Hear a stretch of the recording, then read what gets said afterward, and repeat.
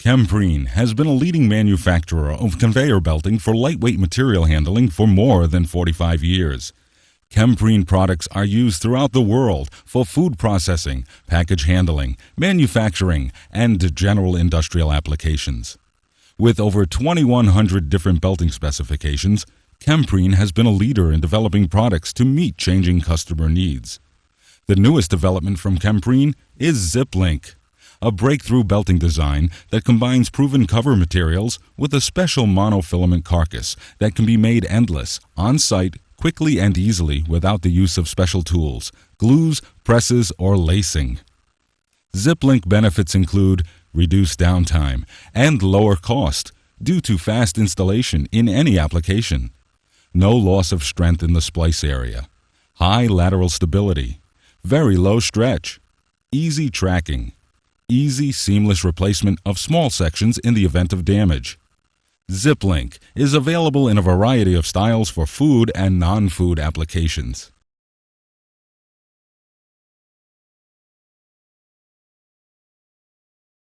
Hello, I'm Mickey Stevens with Chemprene, and today what we want to do is we want to show you the proper splicing technique for the Chemprene ZipLink belting. Basically what we have here is a piece of belting that we want to show you how to put together and make endless.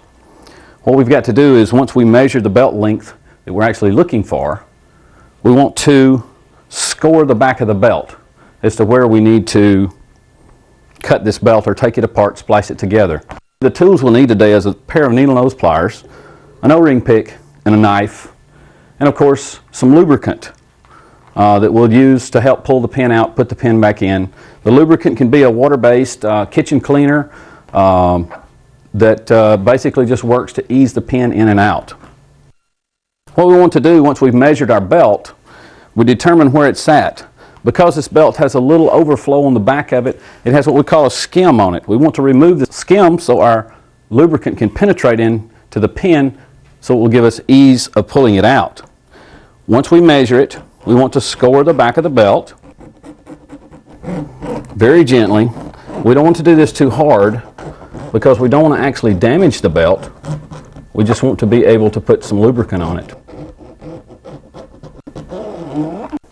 We'll take our lubricant,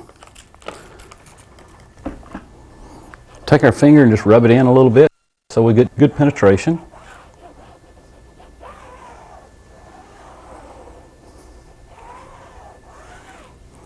Once we've done this, then we want to take our pick.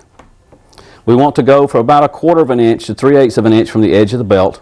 We want to go down between the spirals on one side, go right up under the pin.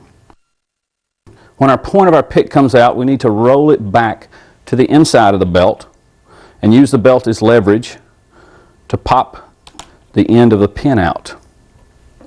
Once we've done that, the lubricant has had time to soak, remove some of the excess,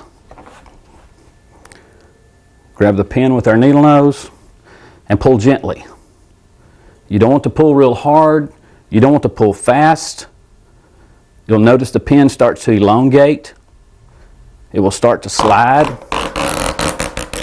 and you can pull it right out of the belt. Once we've done this, we take the belt very gently, we back bend it, separating the spirals. As you can see, they'll separate very easily all the way down where we pull the pin out. Once we've done this, we'll take our knife, cut between the spirals, cutting the cover all the way down. This is preparing the end all the way through. Once we've done this, we remove the excess piece. This is the edge of our belt, finished and ready to go back together. Then we come to the other side. We have to prepare this end as well. If we notice the spirals run in opposite directions, they make a V either in the up direction or the down direction. When we're preparing this end, we need to make sure that these spirals, either in the up direction or down direction, match up with where we're going here. So it's easy to lay the edge of the belt over on top of this one, and we look at the spirals to determine where we need to cut the belt. After we've determined it, we basically do the same thing again.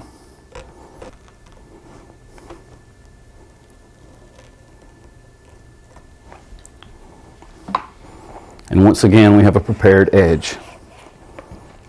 Basically what we've got to do now is we have to get the belt back over so the cover side is facing up, because we want to splice it with the bottom actually on the table. It's a lot easier in putting it together if we have a flat surface to work on. So what we're going to do is we're going to take just a piece of plywood, any type of wood or any type of flat surface, and take the two ends. What we want to do now is we want to carefully overlap one end right on the other. We want to make sure they're overlapped on top of each other just a little bit. When we take our O-ring pick, gently pushing the spirals together, being sure that we keep the cover material between the pick and the spiral so as not to damage the spirals. Once we get it 6 to 8 inches, 10 inches up the edge of the belt, then we want to take our pin and we furnish a steel leader, which makes it easy to push in, along with the pin attached to it. We take it, put it right back in the hole of the spirals, feed it up to where we've stopped. Then we can take our pick and continue moving on. This keeps any chance of the belt coming back unzipped. As we work our way on up, the biggest thing here is to be very patient. The wider belts, the longer it's going to take. But we want to be very patient in putting this back together, not to get in a hurry. Because if we get in a hurry, we run the chance of damaging the spirals. There it is, all the way through.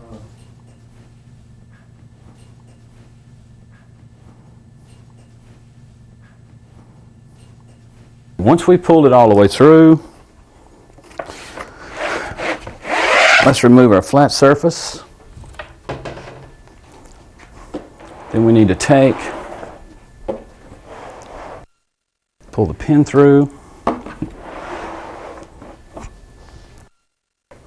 It's easier when it gets to this point maybe to use your pliers. Pulling the pin.